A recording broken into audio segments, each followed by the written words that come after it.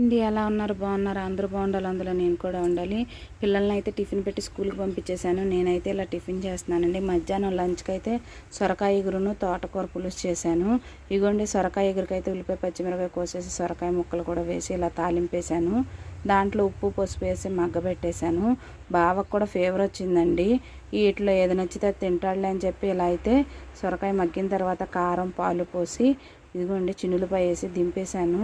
తోటకూరకైతే తోటకూర సన్న ముక్కలు కోసుకొని ఉల్లిపాయ పచ్చిమిరకాయ పసుపు టమాటా ముక్కలు చింతపండు కారం అన్నీ వేసేసి నీళ్ళు అయితే పోసి ఇదిగోండి ఇలా అయితే కుక్కర్ మూత పెట్టేశాను. కుక్కర్ విజిల్ వచ్చిన తర్వాత ఇలా అయితే ఉడికిపోయిందండి మొత్తం కూడాను. ఇదిగోండి తాలింపుకి అయితే తాలింపు గింజలు చిన్నులపాయి కరివేపాకు ఇంగువ అన్నీ వేసేసి తాలింపు అయితే పెట్టాను. ఉల్లిపాయ ముక్కలు కూడా వేసి ఈరోజు మా ఇంట్లో వంట ఇదండి. మీ ఇంట్లో వంట ఏంటండి? ఇదిగోండి ఇలా అయితే తాలింపు చేసేసాను. నచ్చితే ఒక లైక్ చేయండి, నా ఛానల్ సబ్స్క్రైబ్ చేయండి.